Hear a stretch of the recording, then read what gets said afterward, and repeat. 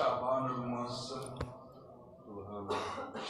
المعظم کے حوالے سے حضور نے فرمایا ہے رجب میرے اللہ کا مہینہ ہے، شعبان میں محمد کا مہینہ ہے، اور رمضان میری امت کا مہینہ ہے۔ شعبان المعظم کو اہل بیت کا مہینہ بھی کہا جاتا ہے۔ شعبان المعظم کی پہلی تاریخ کو دختر مرتضیٰ نور دیدہ فاطمہ الزہرا ثانی بطول جناب سیدہ زینب کی ولادت بسعادت ہے، اور اسی شعبان کی 3 تاریخ کو دل بندی علی شہنشاہ وفا حضرت غازی عباس علمدار کی جشن ولادت ہے، اور اسی ماہ مبارک کی 4 تاریخ کو امام ثالث ثانی علی المرتضیٰ مرید امام حسن جناب امام حسین کی ولادت بسعادت کا دن بھی ہے۔ یہ جو صبح طلوع ہونے والا سورج ہے 7 شعبان المعظم کو امام حسن کے گلشن میں پہلی بہار آئی، جناب سیدنا قاسم ابن حسن کا جشن ولادت ہے۔ اسی ماہ مبارک کی 11 تاریخ کو شہزادہ حسین علی کے دل کا چین حضرت شہزادہ علی اکبر کی ولادت بسعادت ہے، اور اسی ماہ مبارک میں امام النصر حضرت امام مہدی کی ولادت بھی ہے۔ یعنی 6 ولادتیں 6 جشن اہل بیت کے اس ماہ مبارک میں ہوتی ہیں۔ حضور العالمین علیہ الصلوۃ والتسلیمات جب شعبان کا چاند شروع ہوتا تو حضور اتنے تواتر سے روزے رکھتے کہ امہات المومنین کہتے ہم سوچتے کہ شاید حضور روزے افطار ہی نہیں کریں گے، سوائے رمضان کے سب سے زیادہ نفلی روزے حضور شعبان میں رکھتے، اور شعبان المعظم میں حضور العالمین علیہ الصلوۃ والتسلیمات عبادات و ریاضات میں بہت تیزی لے آتے، اور اس مرتبہ تو ماشاءاللہ ہمارے بابا جی سرکار کا عرس مبارک بھی شعبان میں ہی آ رہا ہے، چاہے وہ شعبان کے آخری ایام میں ہے لیکن شعبان میں ہی ہے۔ عرس کے جو لغوی معنی ہیں وہ عروس سے نکلے ہیں، یعنی شادی کا پہلا دن، اس لیے کہتے ہیں کہ حدیث کے لفظ ہیں کہ اللہ تعالی فرشتوں کو کہتا ہے کہ میرے محبوب بندے کو کہہ دو نم کنومۃ العروس، قبر میں ایسے سو جاؤ جیسے پہلی رات کی دلہن سوتی ہے، اور اگر کوئی کہے کہ یار عجیب تم آدمی ہو، تمہارا بھی دماغ الٹا ہے کہ بزرگ مر جاتے ہو تم خوشی کرتے ہو، بھئی مرے جن کے وہ نہ کریں نا، مر گئے اور جنہ دکیر مر گئے، ساڑھا ہر تاجدار زندہ، ہر نبی زندہ، ہر ولی زندہ، ہر دربار زندہ، ہر دربار زندہ، ہمارے مرتے نہیں ہیں، ہمارے تو اللہ سے ملاقات کرتے ہیں۔ سبحان اللہ۔ کون کہتا ہے کہ عاشق مر گئے؟ کون کہتا ہے کہ عاشق مر گئے؟ وہ قید سے چھوٹے اور اپنے گھر گئے۔ بھئی موت آئی ہے نا بھائی، یہ بھی مانتے ہو موت آئی ہے، یہ بھی اعلان کرتے ہو انتقال ہو گیا، جنازہ بھی پڑھتے ہو، سب کچھ کرتے ہو، پھر کہتے ہو کہ وہ زندہ ہے۔ بھئی موت کا آ جانا کسی کے مرنے کی دلیل نہیں، کسی کے ختم ہونے کی دلیل نہیں، بلکہ موت کا آنا انسان کی ابدی زندگی کا آغاز ہوتا ہے۔ سمجھا ہے غافل موت کو کہ اختتام زندگی، کہ اختتام زندگی نہ بلکہ دوام زندگی۔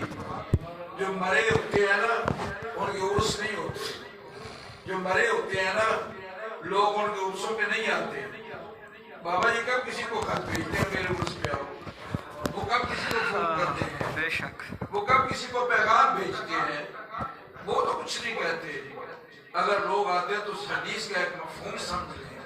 میرے رجپال مدنی امام الآقا نے ارشاد فرمایا کہ جب کوئی نوافل پڑھ کے یتقرب الی العبد بالنوافل فکنت سمعہ الذی یسمع به فکنت بصرہ الذی یبصر به فکنت یدہ التی یبطش بها، کوئی نوافل پڑھ کے اللہ کا قرب حاصل کر لیتا ہے، اللہ کا قریب ہو جاتا ہے، تو ہاتھ اس کے ہوتے ہیں پکڑنا اللہ کا ہوتا ہے، آنکھ اس کی ہوتی ہے دیکھنا اللہ کا ہوتا ہے، قدم اس کے ہوتے ہیں چلنا اللہ کا ہوتا ہے، یعنی اللہ ان کا ہو جاتا ہے، وہ اللہ کے ہو جاتے ہیں۔ سبحان اللہ۔ تو یار سمجھ نہیں آتی کہ اللہ کو موت ہے بھائی، لا تأخذہ سینۃ ولا نوم، نہ اس کی آنکھ لگتی ہے نہ اسے نیند آتی ہے، بے شک۔ تو یہ کیسی ہو سکتا ہے یار؟ صحبت تارے ترا تارے کنت، صحبت سالے ترا سالے کنت، نیک کے قریب بیٹھنے والا نیک ہو جاتا ہے، بد کے قریب بیٹھنے والا بد ہو جاتا ہے، اللہ کے قریب ہونے والا مر کیسے سکتا ہے؟ جسے اللہ کا قرب حاصل ہو جائے وہ مرا نہیں کرتے۔ تو بابا جی سرکار کا سالانہ عرس پاک چند دنوں کے بعد آ رہا ہے، انشاءاللہ۔ اور مریدین، عاشقین، دوستوں کے دل جو ہیں وہ ابھی بلیوں اچھل رہے ہیں کہ کب بابا جی کو غصہ آئے اور ہم فیوز و برکات کے جو ہے تجلیات و انوار و تجلیات کے انوار لوٹیں، اور کب ہم اپنی جھولیاں انوار و تجلیات سے بھریں۔ اور اس دن ایک عجیب کیفیت ہوتی ہے عاشقوں کی، ہونی بھی چاہیے، اس دن ایک عجیب کیفیت ہوتی ہے کہ ہر ایک کا دل جو ہے وہ باغ باغ ہوتا ہے کہ آج ہمارے بابا جی سرکار کا عرس کا دن ہے، اور آج بابا جی پورے جوبن پہ فیوز و برکات لٹانے کے لیے مستی و موج میں مست ہے۔ وہ کسی رنگ میں نماز نہیں ہے، ان کی مرضی ہے۔ عقیدت ہونی چاہیے، اللہ کے ولی دیتے ہیں سب کچھ مگر لینے کا ہو ٹھاک کچھ، وہ دیتے ہیں مگر کو لینے کے لیے دل بھی ہونا چاہیے، عقیدہ بھی درست ہونا چاہیے، محبت کے تقاضے بھی درست ہونے چاہیے، پیار کے تقاضے بھی درست ہونے چاہیے۔ اور میرے محترم بھائی غلام مرتضیٰ صاحب عرس کے حوالے سے آپ کو اکثر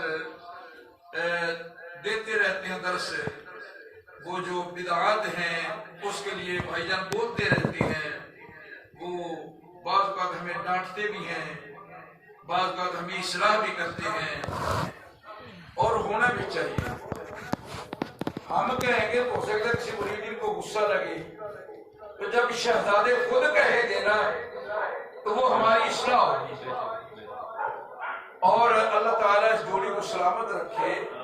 بابا جی کے فیض کے امین ہے یہ، تو جو عرس ہوتا ہے نا اس کا مقصد کیا ہوتا ہے؟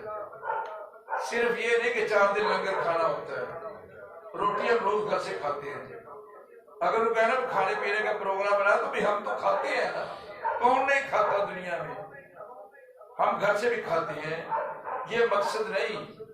مقصد یہ ہوتا ہے اس لنگر میں اللہ نے شفا رکھی ہے، اس کی نسبت ہو جاتی ہے اللہ والوں کے ساتھ، اس کی نسبت ہو جاتی ہے۔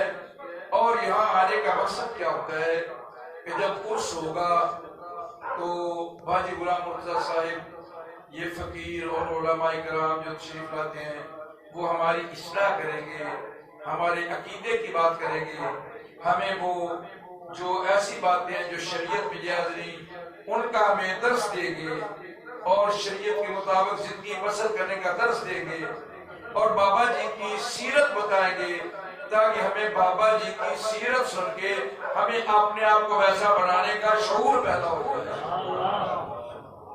مسئلہ یہ ہوتا ہے۔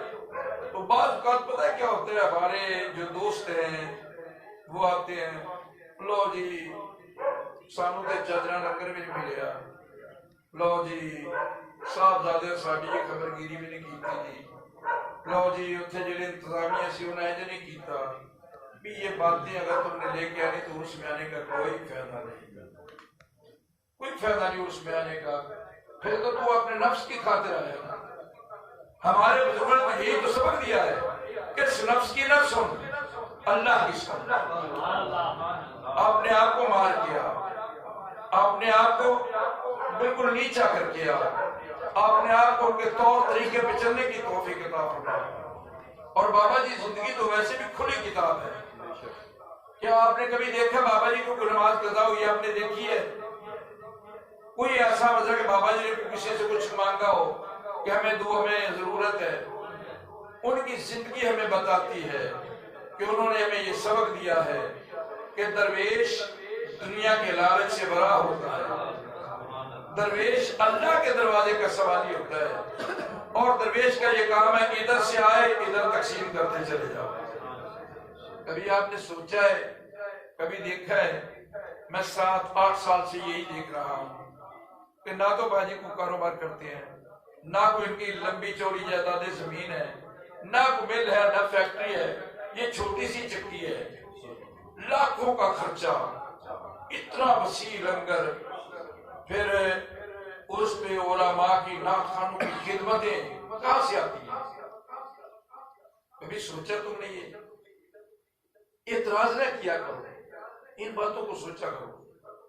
معلوم ہوتا ہے کہ اللہ کے درویش کا ہاتھ اللہ کے خزانے میں ہوتا ہے۔ انہیں یہ ضرورت نہیں ہے کہ یہ کیا ہے۔ میں اس ضمن میں اپنے شیخ کی آپ کو ایک بات بتا دوں کہ جو میرے حضرت صاحب تھے نا، آپ کچھ مجذوبانہ ٹائپ کے آدمی تھے، تو آپ جب محفل میں بیٹھتے نا تو میں نے بڑا چیک کرنا کہ حضرت کی کچھ جیبیں جو ہے پھولی ہوگی، پیسے جو ہیں کتنے پیسے دیتے ہیں وہ؟ ایک محفل میں بیٹھے حضرت صاحب کم از کم ایک 30-35 ہزار روپے لوٹا دیتے اپنی طرف سے، جو مریدین دیتے وہ رہتا تھا۔ پیر صاحب اپنی طرف سے 35 سے 40 ہزار روپے 50 ہزار محفل میں لٹا دیتے تھے۔ کوئی بھی تقریر کر رہا ہے وہ ہر 3 منٹ کے بعد 1000 کا نوٹ اپنی جیب سے دیتے، ہر 3 منٹ کے بعد 1000 کا نوٹ دیتے، اور ایسے ہی چلتا رہتا۔ میں نے بڑا دیکھا کہ آپ کی جیب میں بالکل ساتھ رہی، کوئی نہ تو اس جیب میں کچھ ہے نہ یہی جیب میں، پیسے کہاں سے آ رہے ہیں؟ پھر نتیجہ کیا نکلا کہ ان کا ہاتھ اللہ کے خزانے میں ہوتا ہے۔ اور یہی بابا جی کی یہ بات میں نے یہاں دیکھی ہے کہ لنگر بھی چل رہا ہے، نعت خوانوں کی خدمتیں بھی ہو رہی ہیں، اور اسٹیج کے خرچے بھی ہو رہے ہیں، سب کچھ ہو رہا ہے، چل رہے بھی۔